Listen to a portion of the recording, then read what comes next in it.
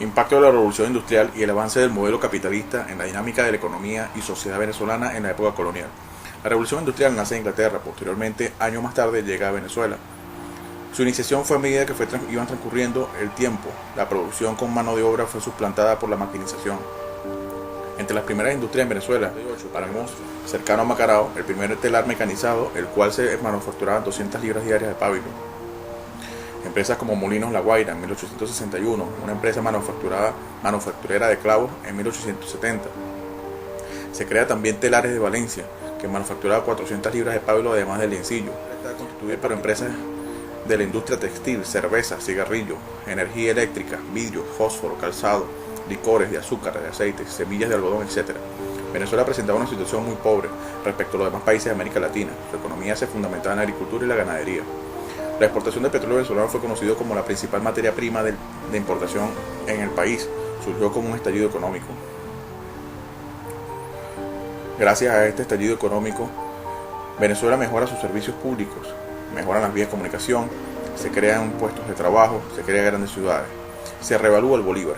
Esta medida, lógicamente, hacía más costosa la producción y abarataba la importación de bienes de consumo, y pasamos a ser un país exportador de productos, de ser un país exportador de productos agrícolas a un país exportador exclusivamente del petróleo. El petróleo venezolano surgió como un estallido económico por medio de la industrialización. Este se convirtió en el Producto Interno Bruto del país. Considerando todo esto, la revolución industrial tuvo gran influencia en Venezuela, tomando parte en los cambios políticos, económicos, sociales que emprendió Venezuela después de la época colonial. Debido a la abundante disponibilidad con que ha contado país, ha permitido al consumidor venezolano a los altos estándares de calidad, motivado que ha tenido amplias facilidades para adquirir los mejores productos y los más variados del mercado internacional. Económico impuesto por España en Venezuela. Venezuela dependía desde un punto de vista económico, político y administrativo de España. Estaba orientada a través del comercio exterior, su producción establecida en un sistema conocido como monopolio. La corona acaparaba la buena parte de la renta producida en España. Se cobraba un impuesto por todos los artículos de primera necesidad, el impuesto del tabaco y el aguardiente. Las iglesias ponían impuestos a todas las frutas, vegetales y cría de ganado. Todos los indígenas entre 18 y 50 años deberían pagar dinero como tributo a la corona. El sistema económico-social se basa en el trabajo, la tierra, la producción agrícola, la comercialización aunado a las exigencias fiscales. El impuesto. El conocimiento colonial se caracterizó en española en puertos, rutas, comercio exteriores y buques de transporte. Sin embargo, comerciantes de otras naciones llegaron y el contrabando se convirtió en una forma de comercio. España, al no tener una industria fuerte para mantener el monopolio, no pudo hacer mucho ante esta nueva situación. Algunos impuestos de aquella época: la fundición de oro, el quinto de mina, los quintos de tuberías de esclavos negros, la composición de extranjeros, las tasas de liberación civil, la composición de tierra, los estancos. Restricciones comerciales. España impedía el comercio de sus colonias con otras de otros tipos imperios, el igual entre sí. No había comercio directo de una colonia con otra, sino a través de España, y ejercía el monopolio. El comercio se realizaba por algunos puertos venezolanos, habilitados para el tráfico, dividido en efecto en puertos mayores: La Guaira, Puerto Cabello, y puertos menores: Maracaibo, Cumaná. El mestizaje y la revolución industrial. El mestizaje inició con la conquista de los españoles a la América precolombina, las cuales en su mayoría era gente noble que buscaba en el mundo privilegios sociales que no poseían en Europa. Al llegar los europeos se produjo el mestizaje, que dio origen a una nueva cultura, la mestiza, que es la que hoy predomina en América Latina.